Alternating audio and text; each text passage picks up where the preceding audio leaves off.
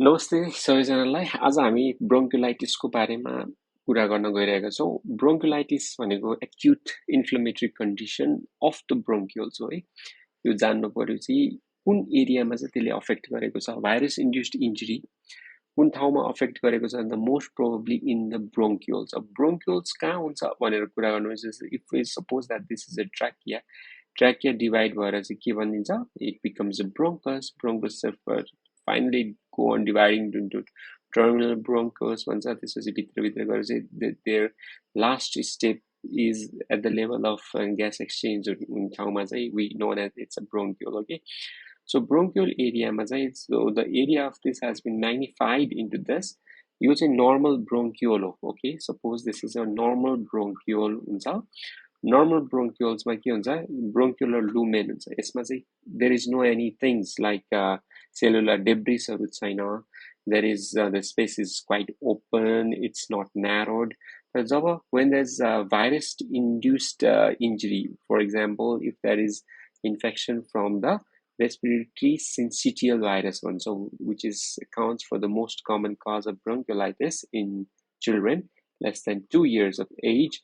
त्यसमा के हुन्छ, भाइरल इन्ड्युस्ड इन्जुरीले गर्दाखेरि there will be death of epithelial cells of the respiratory tract हरू उनीहरू मर्यो हैन। epithelial cells हरू चाहिँ जब they die, there will be के हुन्छ, लुमेन्समा चाहिँ यो ब्रोन्कुलर लुमेनमा चाहिँ अब के हुन्छ भन्दाखेरि there will be म्युकसहरू जम्मा भएको हुन्छ। किनभने ड्यु टु इन्फ्लमेसनको पिक्चरहरू चाहिँ आइदिन्छ कि इन्फ्लमेसनमा के हुन्छ त, म्युकसहरू आउन सक्छ। अर्को कुरा भनेको सेलुलर डेब्रिसहरू आउन सक्छ। अनि त्यसपछि we can also there are lots of inflammatory सेल्सहरू पनि आइदिन्छ हैन। PMN सेल्सहरू भन्छौँ नि, यो भनेको पोलिमर्फोन्युक्लियर सेल्सहरू आउन सक्छ। एन्ड दिस इज अल के हुन्छ भन्दाखेरि त्यो ब्रोन्कुलर लुमेनमा उनीहरू चाहिँ इट अकुपाइज द ब्रोन्कुलर लुमेन। अन्त चाहिँ इट मेक्स कस्तो हुन्छ भन्दाखेरि it makes the bronchial lumen quite narrowed. We know that the resistance of the tube. So I have to talk about something of physics को कुराहरू हामीले गर्दाखेरि हामीलाई के थाहा छ। फिजिक्समा हामीले के कुरा पढेको थियो, I think we have most probably talked in class 12 तिर पढ्यो होला। The resistance in a small air passages को के हुन्छ यसको relation भन्दाखेरि, तर as we know that the resistance in small airway is मैले भनेको is inversely proportional to the radius of the tube to the fourth power हुन्छ। भनेको the great lesser the radius of the tube, more the resistance of the small air passages increase। भनेको जति जति सानो हुँदै गयो त्यो रेडियस, त्यो एयर प्यासेजको रेडियस जति जति सानो भयो नि, resistance of that airway increases in the same proportion.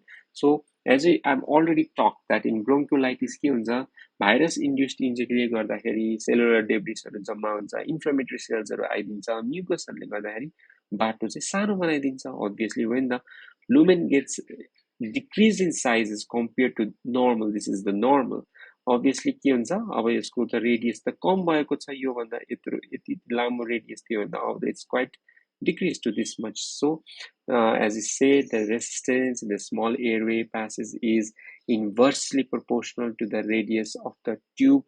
के हुन्छ भन्दाखेरि जब रेसिस्टेन्स इन्क्रिज हुन्छ एन्ड बच्चाहरूको चाहिँ there will be difficulty in expiratory air flow मा चाहिँ obstruction भइदिन्छ। Okay, do you get it? So when there is a resistance is increased, there will be expiratory airflow obstruction. It increases even more in expiration than compared to inspiration. त्यसले गर्दाखेरि जब airway obstruction भएको हुन्छ expiration गर्दाखेरि, it produces a musical sound भन्छौँ हामी, musical sound। किनभने as we know हैन, सानो फ्लुटहरुमा हामीले जस्तै सानो फ्लुटहरुमा पनि जब हावा निस्किन्छ नि, त्यसले गर्दाखेरि जब हावा राम्रोसँग आउँदैन, obviously it produces some turbulent noise। त्यसलाई नै हामी musical sound is known as wheeze. So airflow obstruction ko one of the predominant finding is a wheeze in children, So bronchiolitis as a whole फेरि एकचोटि revise गर्दाखेरि bronchiolitis मा चाहिँ it is a there will be inflammatory cascade हरु हुन्छ okay inflammatory cascade हरुले गर्दाखेरि it will lead into bronchial narrowing हुन्छ त्यो narrowing ले गर्दाखेरि के निकाल्छ there will be wheeze and there will be difficulty in breathing त्यसपछि wheeze सँगसँगै अरु के हुन्छ भन्दाखेरि obviously when there is a VQ mismatch हरु हुन सक्छ VQ mismatch ले गर्दाखेरि साथसाथै if there is hyper obstruction ले गर्दाखेरि hypercapnia हरु गराइदिन सक्छ भनेको CO2 चाहिँ retention हुन सक्छ okay so when the CO2 gets retented and there is a VQ mismatch ले गर्दा hypoxia गराउँछ so when there is hypoxia there is CO2 increase भइरहेको it will lead into severe airway disease okay severe airway disease this is the pathophysiology of bronchiolitis सबै ठाउँमा यो यहाँसम्म चाहिँ पुगिन्छ भन्ने नभए पनि the pathophysiology यस्तो तरिकाले the scenario goes on increasing अघि मैले कुरा गरिसकेको छु अघि मैले कुरा के गरे भन्दाखेरि ब्रोन्कोलाइटिस मा हामीले के कुरा जान्नु पर्यो भन्दाखेरि जब उसको यो bronchiolitis मा के जान्नु पर्यो भन्दाखेरि suppose I need an eraser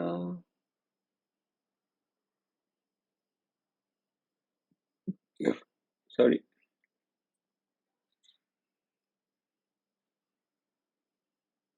okay so what do I need to know in bronchiolitis is सुरुको चाहिँ first 0 to 4 days भनौं न 0 to suppose this is the 0 day this is almost in around 4 days suppose 10 8 12 16 20 24 छ भनेदेखि so सुरुको अवस्थामा के हुन्छ भने first 0 to 4 days मा चाहिँ there will be more of signs of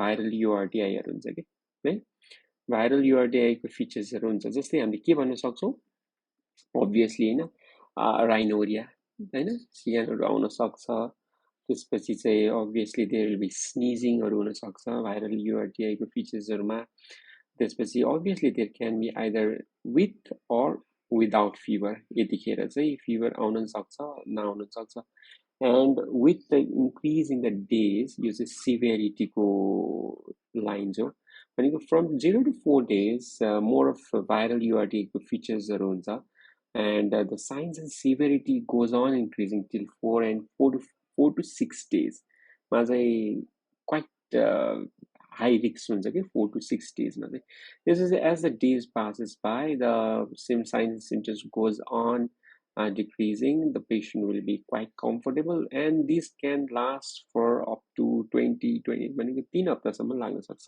so severity सबैभन्दा maximum usually we can go that सुरुमा चाहिँ viral URT को features हरु आउँछ it can proceed with fever or without fever 4 to 6 days पछि बल्ल यो severity तिर जान सक्छ and this is gradually the signs and symptoms gradually decreases so pathophysiology कुरा गर्दा just मैले भने 0 to 4 days मा चाहिँ usually lumen हरु चाहिँ problem हुँदैन okay the lumen हरु भनौं न यो bronchioles हरुमा चाहिँ quite normal नै भनौं यतिखेर चाहिँ यो बेलामा चाहिँ bronchioles are quite normal नै हुन्छ and त्यसरी there will not be quite a narrowing but as the day passes from this area the bronchioles will go on becoming what मैले अघि नै कुरा गरिसकेको छु the bronchioles will go on more of narrowing हरु हुन थाल्छ हैन narrowing हुन सक्छ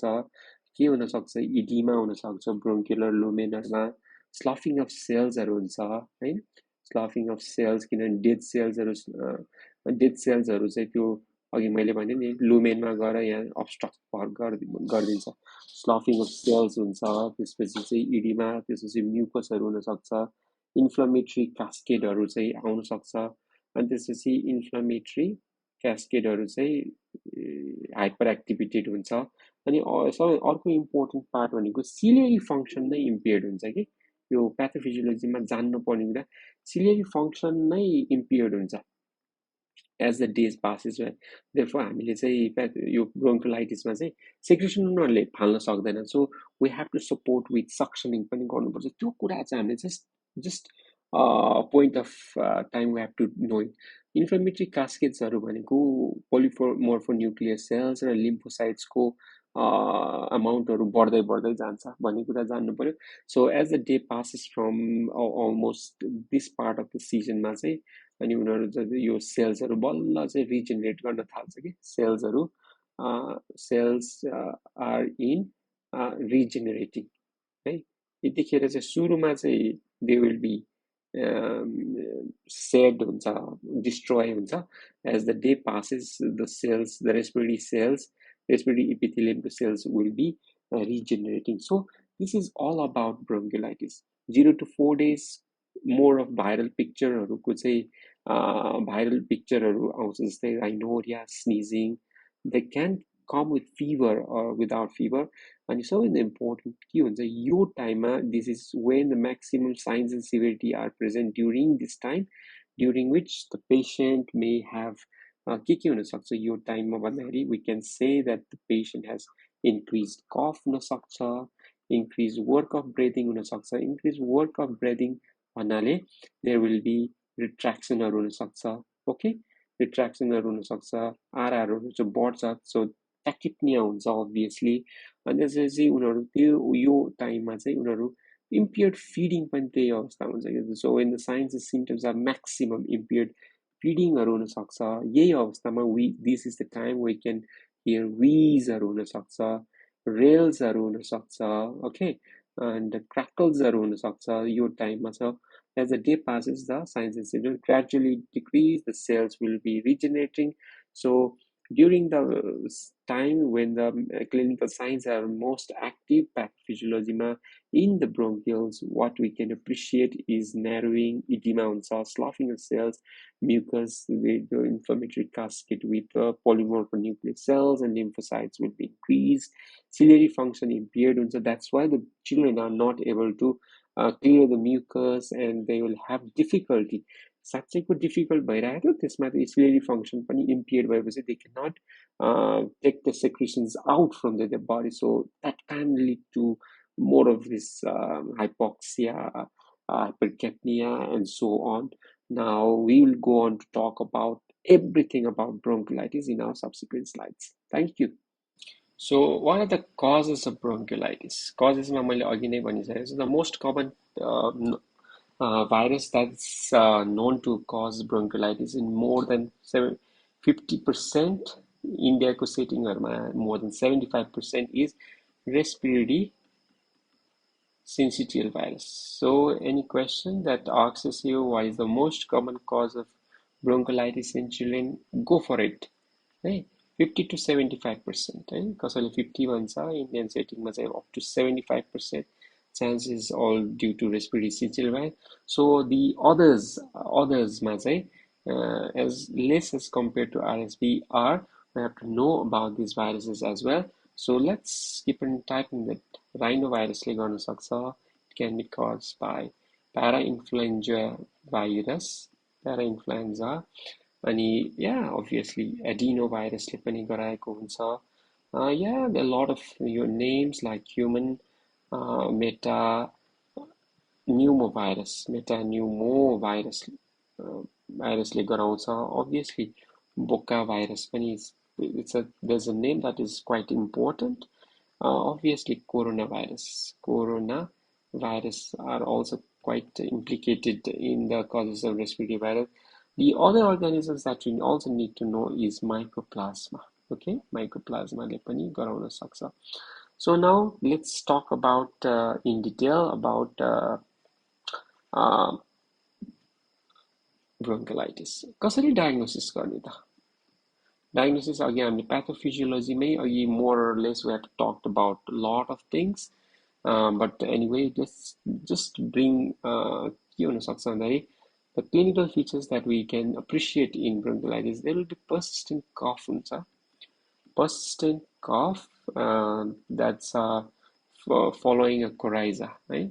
Rhinorrhea following coryza, which is lasting for 1 to 3 days. को history हुन्छ. There can be presence of tachypnea हुन सक्छ. Tachypnea with or without, right? There can be tachypnea with or without chest retractions. त्यस्तो छ. On physical examination, we can appreciate wheeze or crackles, त्योहरू चाहिँ crackles-हरू छ.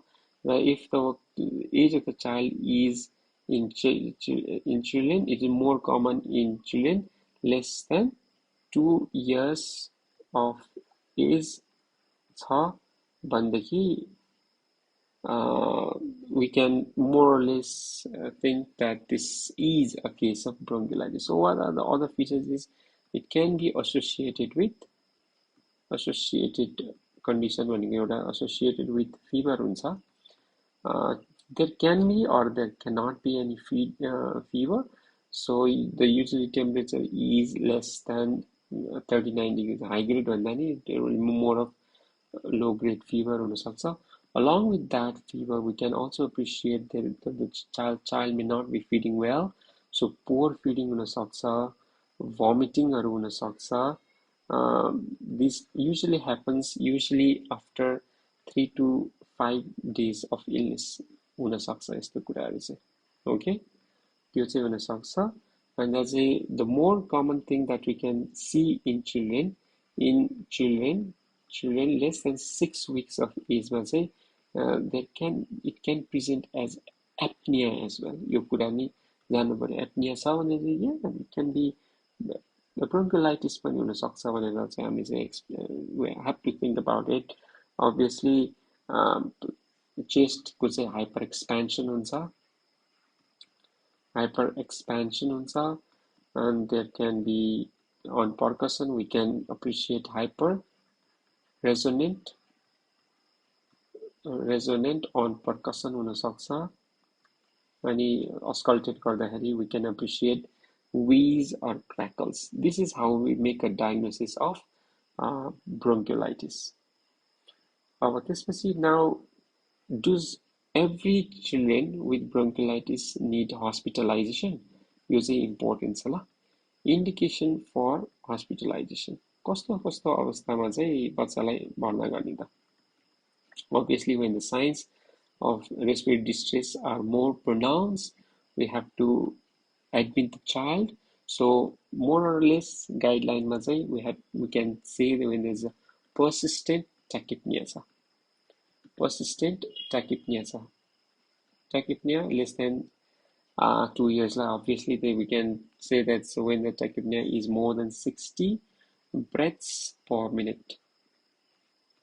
भन्दा बढी छ and there are signs of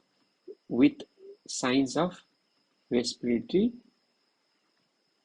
distress हरू छ, RR हरू बढे छ, respiratory distress in the form of के हुन सक्छ, एउटा grunting हुन सक्छ. There can be chest retractions हरू हुन सक्छ. यस्तो भयो भने पनि we need to admit the child because we cannot the child may go on to have respiratory failure मा जान सक्छ. अनि अर्को कुरा, if the saturation of the child in room air is less than 92% in room air, we have to admit the child because we can suppose that the child might be having hypoxia. And if the child appears ill, right? If the child appears ill to the doctor or healthcare worker, त्यस्तो भयो भने we need to admit the child. The important कुरा चाहिँ poor feeding हरू छ, हैन? Obviously, when there is poor feeding छ, sick looking appearance छ, as I said, poor feeding, lethargyहरू छ, obviously signs of impending respiratory distressहरू छ भने we need to admit the child. Okay, and um, if the doctor is not quite sure that the child will be cared by the caregiver adequately at home, we also need to admit the babies.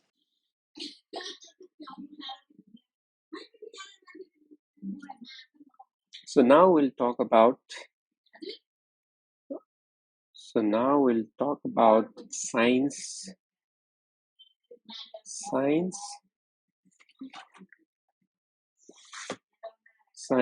of severe bronchiolitis. What are the signs of severe bronchiolitis? So के हुन सक्छ त यस्तो भयो भने चाहिँ हामीले चाहिँ के हुन सक्छ भन्दाखेरि यदि बच्चामा एकदम एप्निया देखिएको छ भनेदेखि यदि मार्क्ड रेस्पिरेटरी डिस्ट्रेसको फाइन्डिङ्सहरू छ, मार्क्ड रेस्पिरेटरी डिस्ट्रेस भन्दा चाहिँ हामी के बुझ्न सक्छौँ भन्दाखेरि 3-4वटा कुरा याद गर्नुहोस् कि ग्रन्टिङ एउटा नर्मल ब्रिदिङ साउन्डहरू छ भनेदेखि अनि त्यसपछि यदि चेस्ट इन्ड्रोइङहरू छ भनेदेखि भनेको रिट्र्याक्सन्सहरू चेस्ट रिट्र्याक्सन्सहरू छ र आरआर चाहिँ if it's more than 70 per minute then we call it as a signs of marked respiratory distress. अनि अर्को भनेको चाहिँ सेन्ट्रल साइनसिस के यदि साइनसिस यदि हामीले इभिडेन्ट छ अथवा यदि saturation चाहिँ if it's less than 90% in less than in age group more than 6 weeks भन्दा माथिको बच्चाहरुमा यदि saturation less than 92% छ र 6 weeks भन्दा सानो बच्चाहरुमा चाहिँ यदि saturation is less than 92% then we denote these three signs as signs of severe bronchiolitis. त्यसपछि now we'll talk about what are the risk factors for severe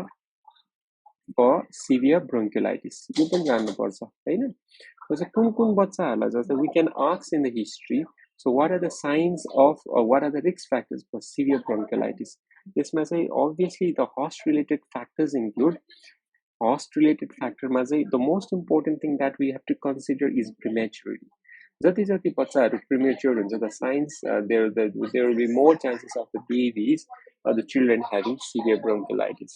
And similarly, prematurity, if it's more than 32 weeks, then we have to say that the signs of severe bronchiolitis will be present.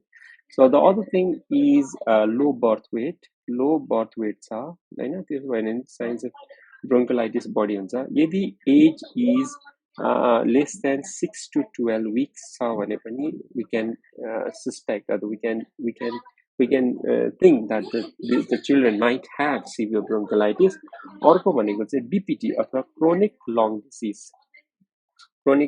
disease including this BPT. Okay, and if there is some sorts of congenital heart diseases congenital heart diseases like just the example pulmonary hypertension cyanotic heart disease okay cyanotic heart disease and we have to think that the children might have progressed into severe bronchiolitis. The ortho finding and immunodeficiency for example just the cystic fibrosis severe bronchiolitis chances on the body this is the neuromuscular diseases neuromuscular disease the CP छ बच्चाहरुलाई हैन त्यस्तो भए पनि उनीहरुलाई चाहिँ severe bronchiolitis chance बढी हुन्छ. त्यसपछि environmental related factors हरुमा चाहिँ we can see that जस्तै अरु ठुलो बच्चामा पनि यदि bronchiolitis छ अथवा यदि अर्को older sibling मा नि viral URT हरु छ भने त्यो बच्चालाई पनि signs of severe bronchiolitis हुने chance हुन्छ. Obviously the most important thing is history मा हामीले चाहिँ स्मोकिङ को हिस्ट्री चाहिँ सोध्नु पर्छ कतै छ कि छैन आगो बाल्ने के छ कसैले हाउस होल्ड स्मोकिङ गर्छ कि गर्दैन यहाँ डे केयर सेन्टरहरु पनि भन्न सक्छौं हैन डे केयर पनि भन्न सक्छौं डे केयरमा बसिरहेको छ बच्चा अनि र lower socio economic status okay lower socio economic स्टेटसहरु छ भने पनि we have to consider lower socioeconomic statusहरु छ भने पनि we have to think that the child might progress to severe bronchiolitis अर्को भनेको चाहिँ हाम्रो क्लिनिकल फ्याक्टर्सहरु क्लिनिकल फ्याक्टर्समा चाहिँ यस्तै बच्चाहरुको चाहिँ एकदमै सिभियर साइन्सहरु छ टक्सिक और इल अपीरियन्स छ हैन कि इल अपीरियन्स छ यदि saturation SpO2 is less than 95% in room air मा कम 95% भन्दा कम छ यदि RR चाहिँ respiratory rate is more than 70 per minute भन्दा बढी छ chest retraction moderate or severe chest retraction छ भनेदेखि पनि उनीहरुलाई चाहिँ severe bronchiolitis मा जान सक्छ अनि एक्सरे मा हामीले हेर्यौं भने atelectasis छ atelectasis छ भनेदेखि they might progress to severe bronchiolitis अब के भने त what is the diagnostic part of bronchiolitis diagnosis को कुरा गर्दाखेरि we don't actually need any sorts of investigations for diagnosis of bronchiolitis तर चाहिँ if we need to rule out if there's confusion like a pneumonia सँग confusion छ भनेदेखि we might have to do it otherwise it's basically a clinical diagnosis it's more a predominantly clinical diagnosis हुन्छ हैन clinical diagnosis हुन्छ and actually we don't need any sorts of lab or radiological workup in all cases of bronchiolitis just in case like severe cases ma we have to do x-ray just to rule out severe pneumonia rule out गर्न सकिन्छ pneumoniaहरु चाहिँ rule out गर्न सकिन्छ x-ray मा हामीले हेर्यौं भने what can we appreciate is we can appreciate hyperinflation of the lungs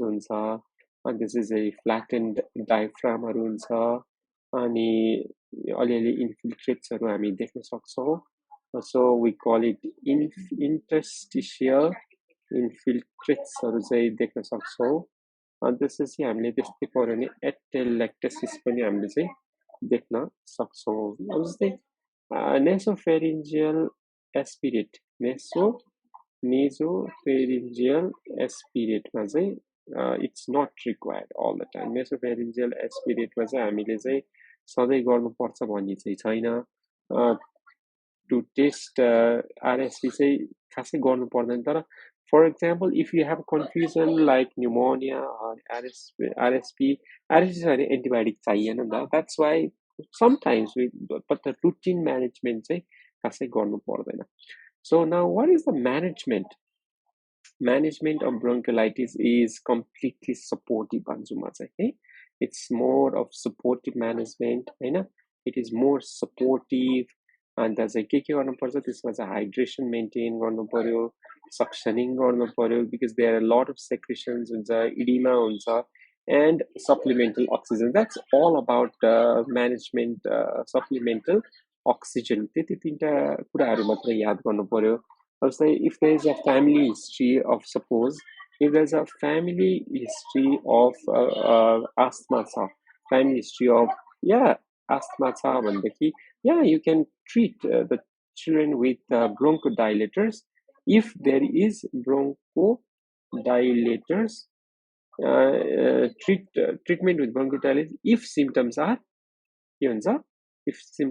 are improved bhasa bhandekhi you can use bronchodilator but there is no role bhन्छ कि usually there is no role of all the things like there's it's not evidenced just the 3% NS and on the adrenaline this specific bronchodilators we don't have a very studies that they are actually beneficial for bronchodilators for bronchiolitis okay अनि चाहिँ कुन अवस्थामा hospitalise गर्नुपर्छ अघि नै हामीले त भनिसकेको the signs of respiratory distressहरु बढी छ if हैन respiratory distress is high respiratory distress छ tachypnea छ and if not feeding well यस्तो अवस्थामा चाहिँ बच्चालाई चाहिँ we have to we have to admit the child with oxygen.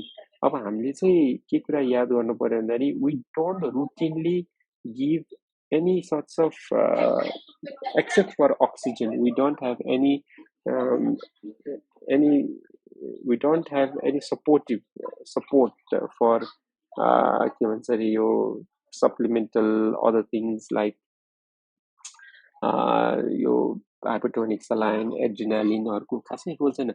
But we have to provide supplemental oxygen to maintain at least above 92% in most of the cases. The other things that we can use is we can use CPAP if the baby has signs of impending respiratory failures. If the signs of impending respiratory failures are yeah, you can use CPAP machines. Also, we have a high flow nasal cannula. It can act as a rescue therapy to reduce ICU stay. So high flow. This is high flow nasal cannula. Okay. Debatable topics are hypertonic saline, adrenaline, and beta agonist. And there is completely no role of either. Answer. There is no role of chest physiotherapy. There's no role of chest physiotherapy in bronchiolitis. Antibiotics को role छैन, antivirals को role छैन, antiviral को role छैन, montelukast को role छैन, montelukast को role छैन, ipratropium bromide को role छैन भनेछ. There's no role of systemic or inhaled steroids को खासै role छैन भनेछ. Obviously, no role of steam inhalation, no role of palizumab, जस्तै RSV polyclonal immunoglobulin, जस्तै palizumab को role छैन भन्छ. And no role of systemic steroids, and no role of inhaled furosemide. Yeah, that the interventions just that might possibly effective, effective for severe cases. हामीले के गर्न सक्छौं भन्दाखेरि severe cases छ भने you can use अघि मैले भने जस्तै CPAP भने, high flow nasal cannula भने, surfactant हरू पनि युज गर्न सक्छौं. एकदमै severe cases-हरुमा Heliox use गर्न सक्छौं. त्यसपछि aerosolized ribavirin. Okay.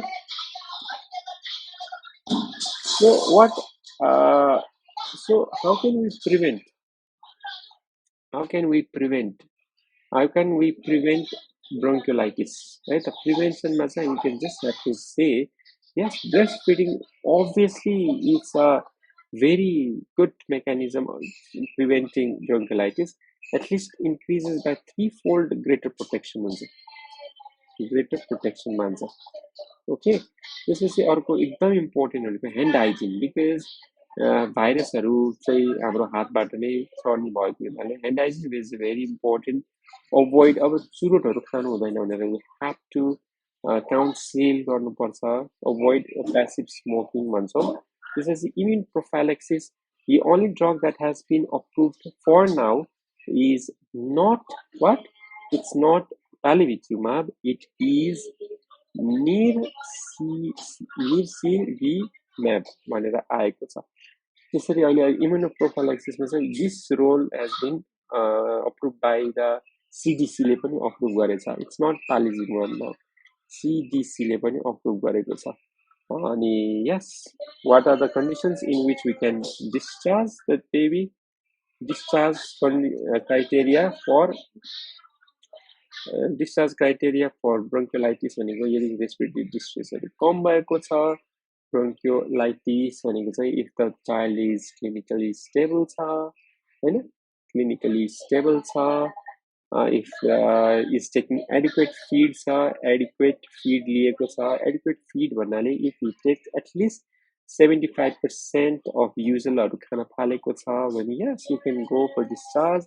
यदि SpO2 maintain छ, basically go for more than 92%. And yes, caregiver can easily take care.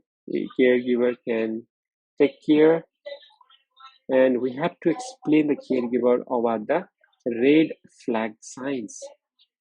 Red flag signs भनेको चाहिँ if there are signs of increased work of breathing, के भनेर सक्यो work of breathing के भनेर हामी पेशेन्टहरुलाई चाहिँ हामीले खबर गर्नुपर्छ. If there are signs of grunting, कनिरहेको छ, nasal flaring गरिरहेको छ, र यदि कोखा हानेको छ, that is chest retraction भएको छ भनेदेखि we have to say that we have to immediately come to the hospital. यदि fluid intake हरू पनि कम भएको छ, if the fluid intake is less than 50 to 75% of normal छ भनेदेखि yeah we have to ask them to come to the hospital. And if there is the apnea, sinuses छ भने तुरन्त हस्पिटल आउनु पर्यो भन्नु पर्यो.